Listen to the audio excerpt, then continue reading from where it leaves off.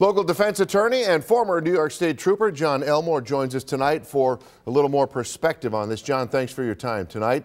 You texted me 3 words earlier tonight, John, after the video was released. This is awful. What was it that stood out to you after watching that video? I saw an unarmed African-American male being senselessly beat by members of his own race in uniform who were sworn to protect the public, mace him, tase him, brutalize him with their boots, with their fists, with their nightstick for someone who didn't even commit a crime. John, these officers, they were part of a so-called specialized group there. This must make you question the training that they had after watching what occurred that night. Fortunately, this incident was caught on camera.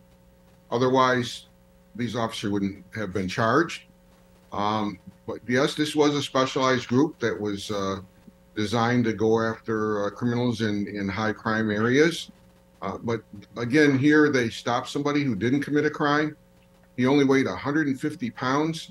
He had over 5 police officers, 3 of them former college football players, all of them wearing over 200 pounds. The man was not armed. He was punched in the face. He was helpless. This is it's a crime. You wouldn't want to see what happened to a dog happen to Tyre Nichols. John, the officers, of course, they are being held accountable right now by the force. Very swift justice there. All have been fired. They're now facing second-degree murder charges. Watching the video, several people did comment that the officers didn't even really try to de-escalate the situation at all. It looks like the officers caused the situation.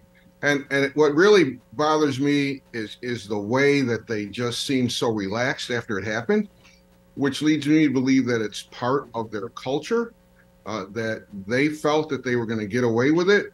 And more than likely, this isn't the first time that they've been involved in brutality like this. And until the culture changes, until there's accountability changes, things like this are going to happen in this country, and it's just happening all too often. Now, while this obviously looked awful, we want to let people know it's not indicative of all law enforcement officers.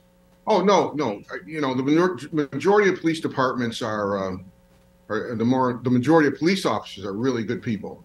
Go to work, want to protect and serve the public, want to go home every day to be with their parents and their loved ones, their children and their loved ones, and be good community-minded people. Unfortunately, you know, too many police departments have what's known as a blue wall of silence, where officers don't want to testify against each other or report on other officers. Here, this is something where the officer shouldn't have just stood there. Somebody should have intervened. What's really interesting here in Buffalo, in October of 2020, Mayor Byron Brown signed a law which requires police officers to intervene when they see another police officer utilizing unauthorized or excessive force against another person. And I did receive a telephone call today from the victim's family's attorney, Ben Crump, and he was asking me for some advice on how Buffalo's law, the duty to intervene law, known as the carrier law, horn law, was implemented. And that's one of the things that he plans on discussing it with the leadership, the political leadership, and the civil rights leadership in Memphis to see if they can get a similar law passed. John Elmore, John, thank you so much for your perspective and your insight tonight from your experience. We appreciate you joining us tonight. And thank you for having me.